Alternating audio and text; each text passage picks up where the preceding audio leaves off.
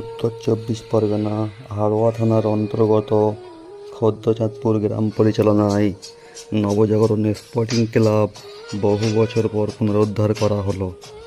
সেই খুশিতে খাঁটি দুধ দিয়ে ক্লাবের পরিশোধন কাজ চলছে।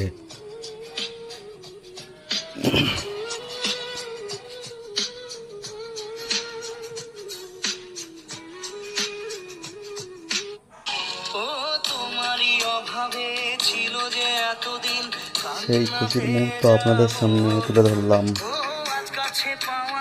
বেশি বেশি করে শেয়ার করো। ভগবান তোমাকে পাঠালো বাঁচাতে আমাদের। ও তুমি যে সূর্য, তুমি যে শক্তি, আলো জীবনে। আমরা 2011 সালের পর থেকে এই ক্লাব আমরা হারিয়ে ফেলেছিলাম। তৃণমূলী দুষ্কৃতকারীরা দখল করে নিয়ে ওটা পার্টি অফিস বানিয়েছিল। সেটা আমরা পুনর্দখল করে আজ আমরা শুভ উদ্বোধন করতে চলেছি। আমাদের এই ক্লাবের ফিতে কেটে উদ্বোধন করবেন আমাদের গ্রামের একজন প্রতিনিধি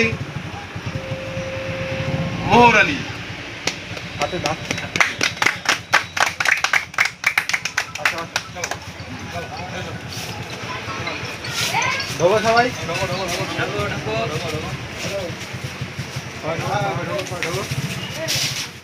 সমস্ত রাজনৈতিক সংগঠনের ঊর্ধ্বে ক্লাব সংগঠন, অর্থাৎ ক্লাবের মাধ্যমে সমস্ত দলে একটা ক্লাব, সেখানে কোনো রাজনৈতিক প্ল্যাটফর্ম বা রাজনৈতিক কথাবার্তা আলোচনা হতে পারে না। এবারে বক্তব্য রাখছেন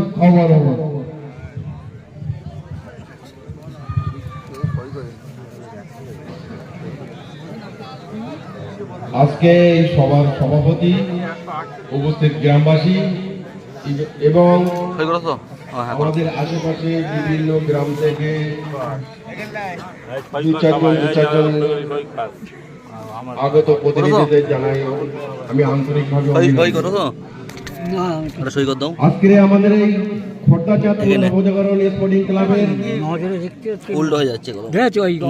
ক্লাব নির্বাচন, কমিটি নির্বাচন হবে।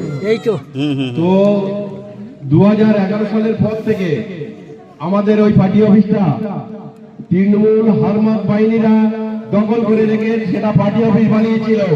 এই জিনিসটা আমরা মেনে নিতে পারি না। আমাদের দিন এসেছে, আমাদের ছেলেপিলেরা আমরা তাদের সঙ্গে সম্পূর্ণ সহমত দিয়ে আমরা সেই ক্লাবকে আবার রক্ষা করে আমাদের যে খদ্দচাঁদপুর নবজাগরণ স্পোর্টিং ক্লাব নাম ছিল, সেই নামটাই আমরা তুলে ধরবো। পরবর্তীতে কি নাম এসেছে না এসেছে ও আমাদের কিছু যায় আসে না। আর এই আমাদের গ্রামের যে একটা চাঁদপুরের মোড়ে একটা পার্টি অফিস করার জায়গা ছিল, সেটা 6টা প্লেয়ার দিয়ে ভিড় দেওয়া ছিল। এমনকি আমাদের গ্রামের আরো একজন সেটা কিনে নিয়েছিল ওই তৃণমূল হারমাত বাহিনীদের কাছ থেকে। মনে করেছিল এটা কিছু হবে না, আমাদের গ্রামের মানুষ যারা আছে তারা ইঞ্চিতে ইঞ্চিতে বুঝে নেবে।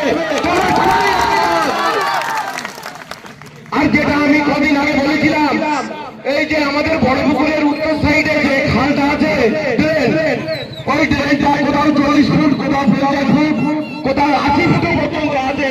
সেই ড্রেনটা এখন বর্তমানে কোন জায়গায় 1.5 ফুট, কোন জায়গায় 1 ফুট। এই যদি হয় তো গ্রামের মানুষ সব সময় মরবে, সবার ঘরে ফলে ঢুকে যাবে।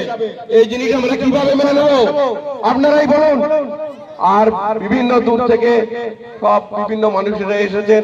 রাত অনেক হয়ে গেছে, আমাদের অনুষ্ঠানটা শুরু করতে দেরি হয়ে গেছে। তো আমি বিশেষ কিছু আর বলবো না। পরবর্তীতে আবার ফের মিটিং হবে, সেখানে আমরা সমস্ত সব পেশ করব। এবং আমাদের এই গ্রামে যত সরকারি ঘর এসেছে তাদের সবার কাছ থেকে কাটমানি নিয়েছে এই তৃণমূল বাহিনী। যারা সে তৃণমূল বাহিনী এখন কোথায়?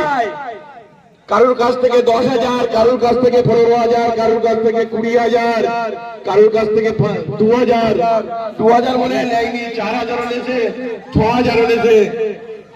তো এইসব পয়সা আমরা মনে করছি আমরা তাদের প্রত্যেকের একটা লিস্ট তৈরি করে দাও, আমরা তাদের প্রত্যেকের পয়সা আমরা বুঝে দেবো। এই যদি না পারি তা আমরা এই সংগঠন ছেড়ে দেবো। আপনারা সবাই একমত তো? এই কথা বলে আমার বক্তব্য আমি এখানে শেষ